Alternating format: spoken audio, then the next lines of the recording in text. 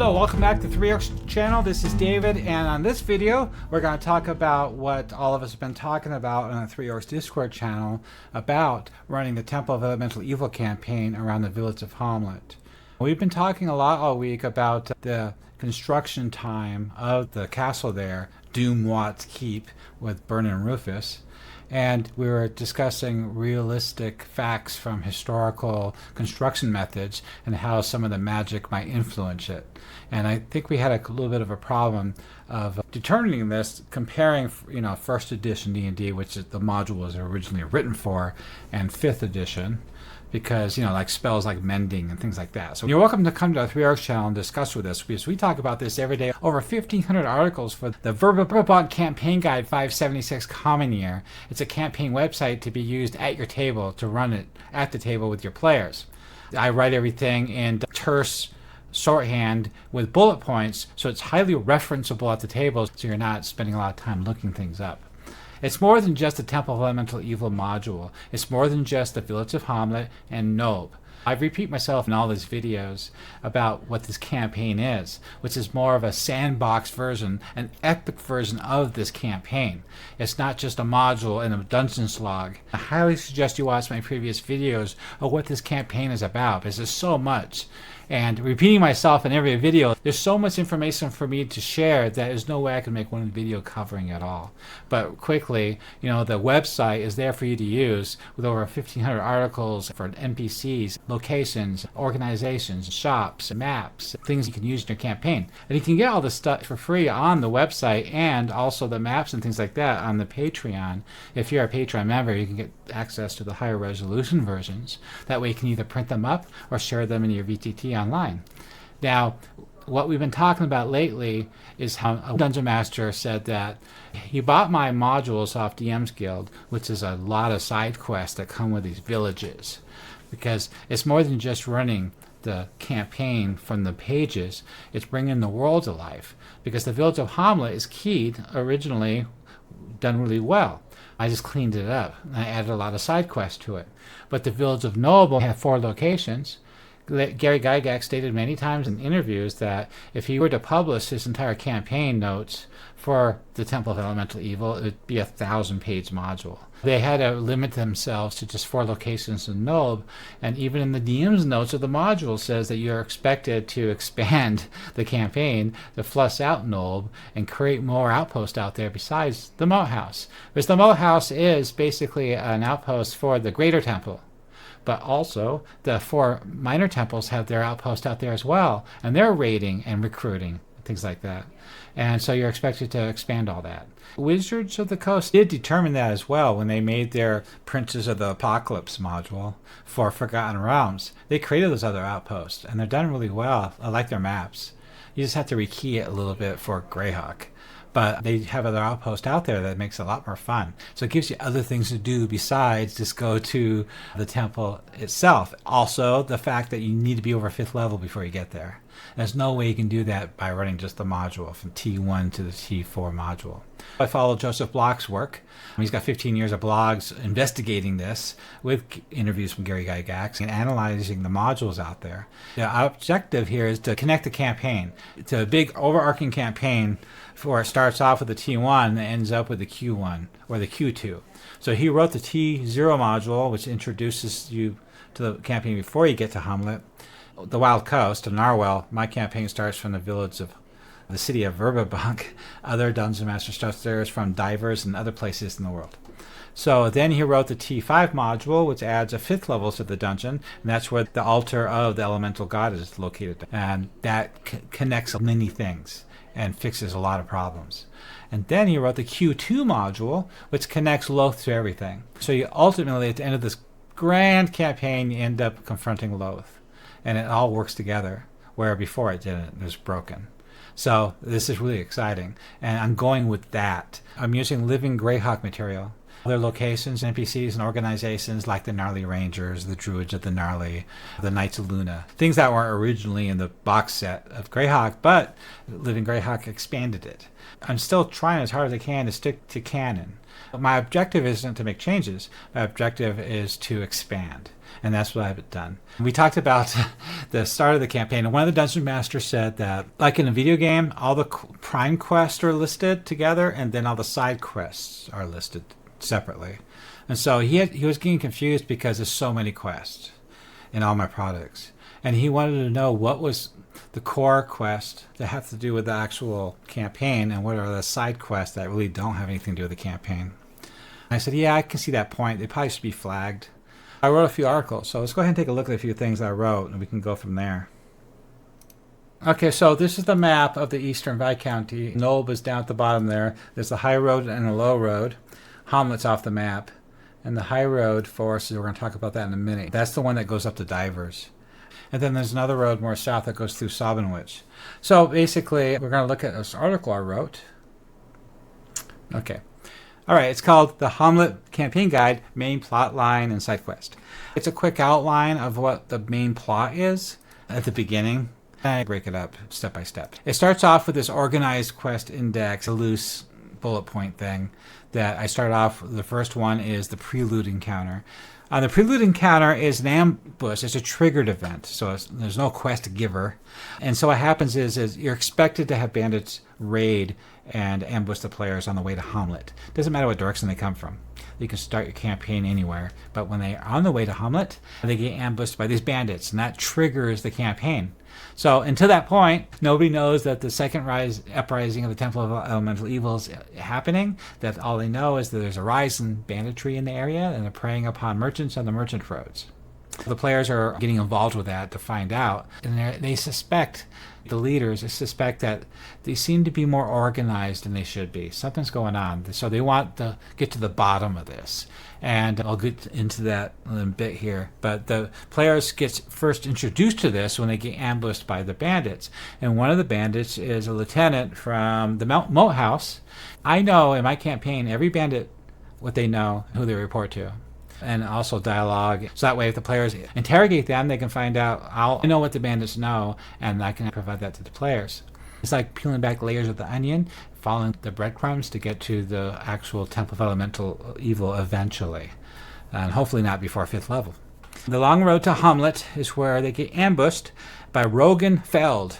He's actually a lieutenant for Lareth, but he works with Sergeant Osred in the upper level of the Moat House. So he takes his new recruit bandits, when they prove themselves, out on raids. And that's who he's with right now. These bandits don't know anything about Lareth. Only this person does. And the location of the Moat House. So they basically, if the players survive the ambush and capture him, they can get a lot of information.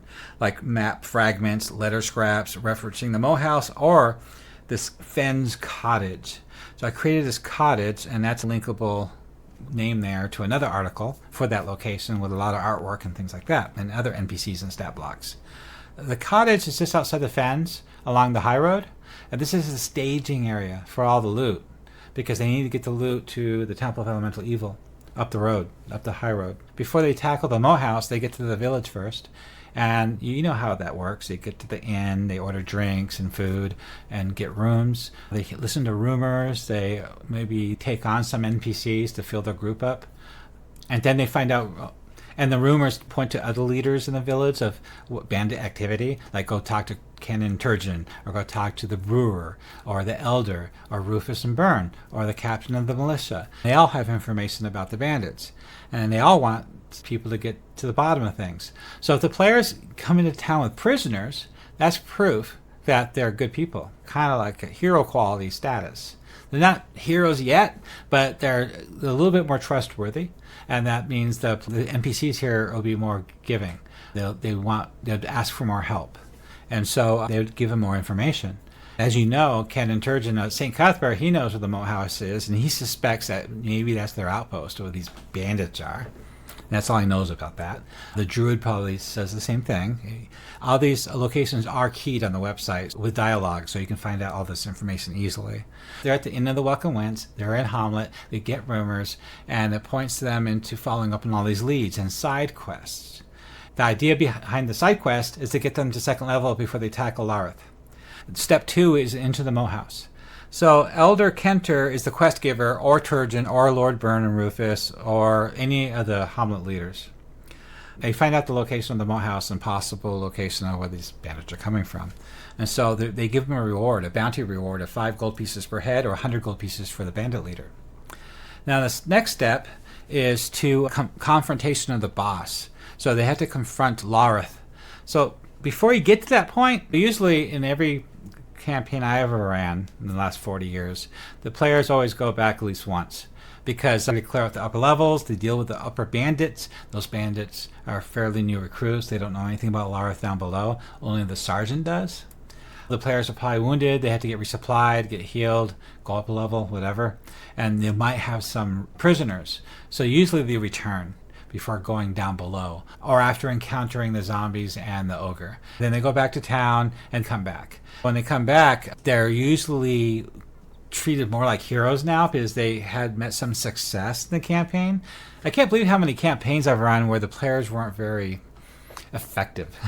I had some adventurers go to the Moat House 3 times and they didn't come back with any proof of what they've done. They just kind of went there and ran away. It was a waste of sessions there. I had the same problem with the B2 module, Keep on the Borderlands. I'm ready as a dungeon master to treat them as heroes, but they didn't do anything. Some players are very effective. Usually, the second time they go back, that's when they finally encounter Lareth. Hopefully, some of them are second level. Now, to really get them to second level is what all the side quests are about. You want to keep these players busy because not only does it level them up, but engages them in the world. It brings the world to life. A lot of things are happening in this campaign. A lot more than you suspect. It's like the Game of Thrones meets Temple of Elemental Evil. There's a lot going on. And when they finally do encounter Lareth and confront him, Lareth usually gets away. I haven't heard of anybody ever defeating him before, unless you're running like Pathfinder or 5th edition and your superheroes just slaughter everybody. Basically, you had to maybe ramp him up or something. I didn't key the Moat House because that's a module, and I know Goodman Games, I have their version on book form. It's not a PDF, but they have stat blocks for him in the 5th edition. Let's take a look here. Let's take a look at Lareth real quick. Lareth has new artwork for him, and see he's level 5, cleric, Dark Hope at the Temple, armor class 20. So yeah, that is not 5th edition stat block. The stat block is extremely powerful for traditional Dungeons and Dragons, and as you can see in this article, everything you need to know about Lareth is here. There is a 5th edition stat block for him in the Goodman Games version. I do have a 5th edition stat block for him in the Leadership of the Temple of Elemental Evil module that I wrote. That's available on the DM's Guild. That makes him even more powerful. Be equal to the players. This article is huge. Everything you need to know about Lareth is here, including the Bugbear clan and the Knoll clan that he recruited. Let's get back to the real reason of this video. I get sidetracked so easily in this campaign. Okay, so step 3 is Bane of the Bandit Lord. So that's when they confront Lareth. And then step 4 is to get information from his bandits, his lieutenant, or from himself, or get clues that there's a cottage just at the edge of the fens on the high road. This is the staging area, and sure enough, Demain Trevels, he's a rancher, he's a collaborator with the Temple of Elemental Evil, and is a base. Not only is the cottage there, but there's a campsite there too for bandits, and also there's more of those gnolls and a gnoll leader there too, and there's prisoner cages for the slaves. And then they learn that these wagons go up the road, the high road, towards Nob. The next step in the campaign is to find this hunting cabin. If they find this hunting cabin up the road before they get to Nob, they see that it hides a secret tunnel, and that secret tunnel leads to the Temple of Elemental Evil, the lower levels, and that's where how they get supplies and slaves into the temple without being discovered by the forces of good. Step 6 is discovering the Temple of Elemental Evil. That's the basic overview of the campaign structure, the side quest. And then on the right hand side is more links to other articles I've written. We'll talk about that in a minute. Act 1 is the prelude to the Road to Ambush, Arrival, Side Quest, and Noble Ambitions, which is another quest from Living Greyhawk. Act 2 is Into the Moat House, Discover the Farm, add the module for How Greenway My Valley Is, and the Forest of Mysteries. See, I'm using these modules from Living Greyhawk to help flush out this campaign. And I'm rewriting them too for the campaign. Act 3 is Whispers Beyond the Fens. So Trevel's Cottage, the Staging Ground, the Hunting Cabin, and then I add the Gift of Beauty and the Giants on the Move in Sheer Knob. These aren't really in any particular order. I usually have all the Living Greyhawk modules happen at the beginning of the campaign. And it's up to the players to engage that or not, to express interest. Act 4 is Cults of the Courts. So there's more Living Greyhawk modules, and also the culture revealed in the campaign. Political tensions are revealed in Verbobonc with the lords of the land, what they're up to. And a lot of things are happening with the gnomes. And then Act 5 is the Fall of Nolb. So that's when the players get involved with the pirates and the bandits and stuff like that. It turns into a battleground. That's why I have all these VTT maps of Nolb for all the key locations. And then Act 6 is the Temple Awakens. So that's when you actually, at between 5th and 7th level of Dungeons and Dragons, you get to the main entrance of the temple and start getting into it there. So that's kind of a rough outline of how it works. On the left side, if I scroll down to the political quest lines, so these political quest lines is what is the Game of Thrones portion of the campaign, and I use Living Greyhawk modules to do that. Noble Ambitions, How Greenway My Valley Is, that's to deal with the political problems with the gnomes. Forest of Mysteries, that's to deal with the gnarly rangers. The Gift of Beauty, that's when the gift was stolen and ambushed and raided a mile away from the border of Selene, just south of Ostwerk. Huge event. It's pivotal. It's very important that's happening right now in the campaign world, because all the people got together. All the forces are good. Valuna, Furondi, Viscount, and Greyhawk, and all the druids, they all got together and made these beautiful divine gifts, these pieces of artwork, and they put it all into a chest of Rayo. The delegation of Rayo went south to Selene because Queen Yolanda closed the borders. She wants nothing to do with humankind anymore. They're trying to get her to open the borders again to help out. The Knights of Luna still help out. They don't follow her orders on this, and some certain other agents as well.